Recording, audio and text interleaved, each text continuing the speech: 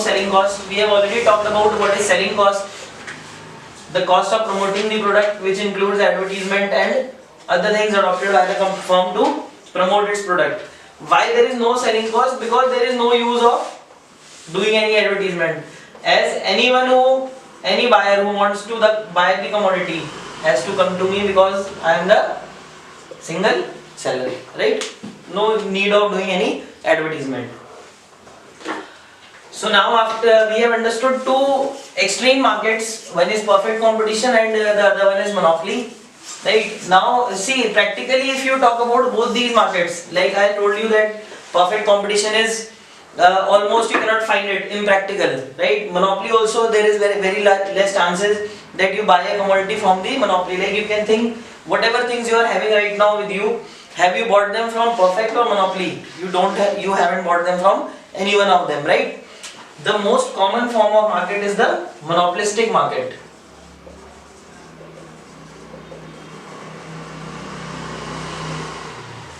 Okay, simple, most common market means anything that you have bought right now, you are possessing it, that all have come from the monopolistic market. The characteristic of this market structure are that here there are many sellers selling closely related, means close substitutes.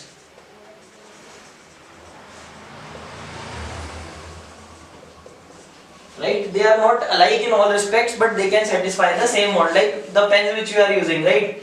One pen may belong to some other company, the other one to some other company, and they are different from one another. But they are close substitutes, they can satisfy the same human want. With some degree of control over price.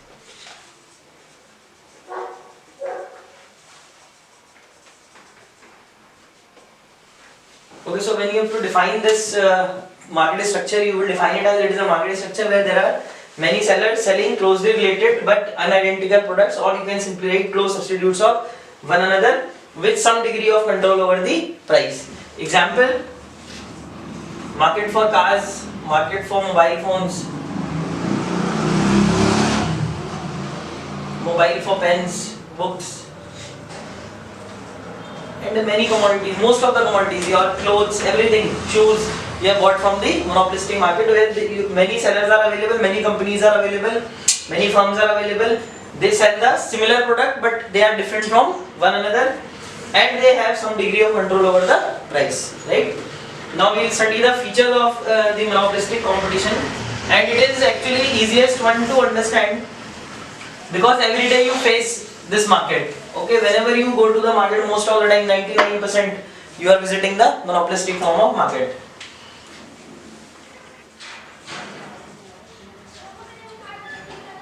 The first feature is many sellers and many buyers. Okay, there are a lot of sellers of the commodity and there are a lot of buyers for the commodity in the market. But as such, it doesn't make any implication here, right? Because it doesn't affect the market in any way. So it doesn't have any implication. Then second feature is product differentiation. The most important feature of this market is product differentiation. Product differentiation means trying to prove them different, or you can simply say the products are differentiated or they are different. We'll talk about it how the differentiation can be real or artificial. So whenever you talk about this market, this characteristic is present which gives the main base to the market. The most important characteristic is product differentiation. Like suppose you talk about the cars. Okay, here all the firms, they are trying to prove that their car is better than the other car, and you can simply see they look different, their features may be different, right? So this is known as product differentiation. Your pens, everything.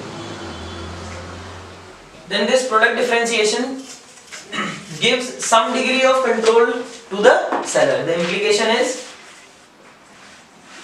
that it gives some degree of control over price.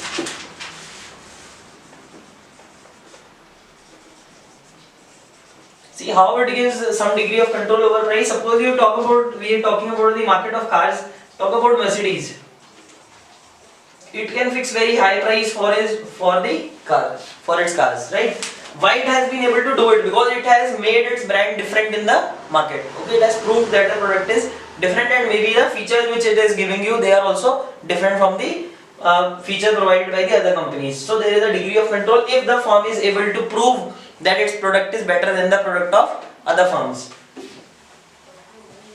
Okay, you have to remember the implication. It is very important implication and the most important feature of this particular market. Then we have to understand that this differentiation can be of two types.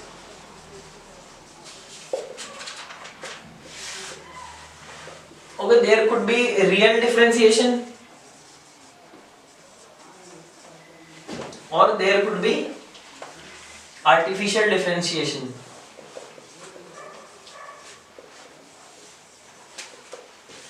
For example, you buy a mobile phone of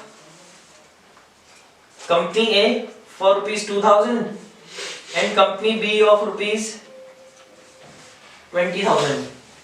Okay, there are real differences between their features, right? You will find a lot of things which this mobile phone can do and this one cannot do, right? Artificial, you buy mobile phone of 2000 from company A and mobile phone of 2000 from company B. So whatever the differences are, they would be just created. Okay, not real, not technical differentiation. Features and the capabilities, abilities would be the same, or you can say the technology would be the same.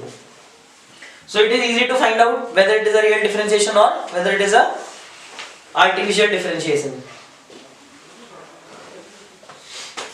If you have to define, real differentiation is when the products are really different from one another and their characteristics vary, while artificial is when it is only created. It is only made to, you are only made to feel that the product is different. And then next feature is product differentiation, huge selling cost.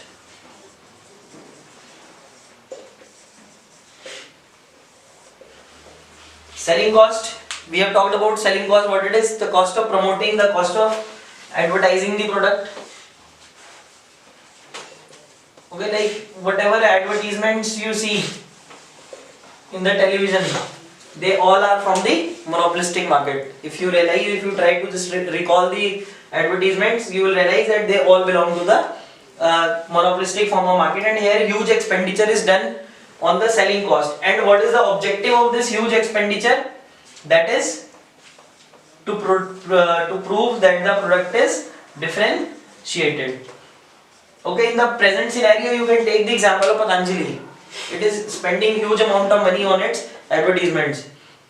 Like if you go through the various records, you will find that it has spent more than the other bigger firms like even Hyundai or any other big firm on its advertisements. And you know what is the objective? Trying to prove its product different from the other products. So again, a very important characteristic of the monopolistic competition, huge selling cost.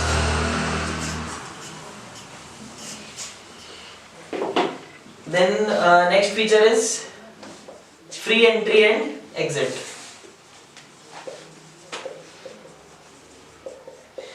Means any firm can enter the market at any point of time and any firm can leave the market at any point of time. This we have also done in the perfect competition. But remember, in perfect competition, this had a implication that there will be only normal profit in the long run, but it is not here in monopolistic market. Just understand why it is not there, because in the perfect competition all the firms are supplying the homogeneous product, this product which is identical in all respects. But under the monopolistic market, the firms are supplying differentiated products. The products are not absolutely identical, right? Like if any one of you watching this particular video may watch some other video with the same topic, you may like that one more or maybe this one more, right? So products are different, and once the consumer starts loving your product or starts feeling happy about your product, liking your product, then you can even earn the supernormal profit. Maybe n number of firms enter that market, right? So this is the important question from the exam's point of view also, that the free entry and exit implies normal profit in the perfect competition, but not in the monopolistic competition. So here the reason is differentiated product, right? You have to remember it. Then the next important feature is a downward sloping AR and MR.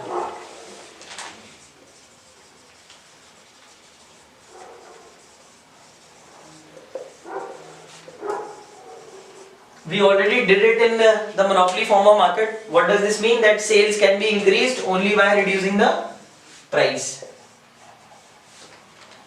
And vice versa, if you increase the price, then the sales will decrease, right?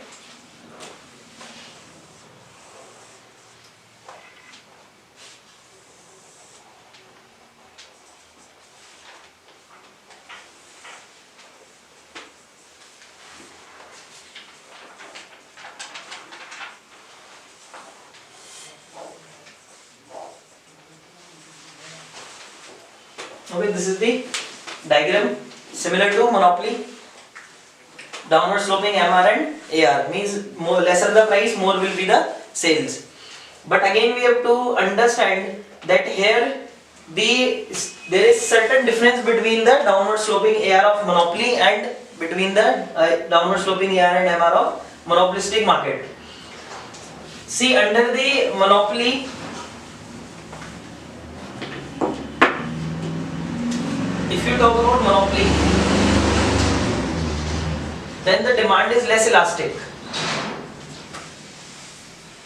or you can say that the MR and AR are more steep,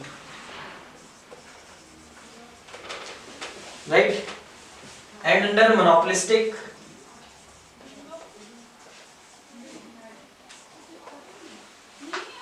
there is more elasticity,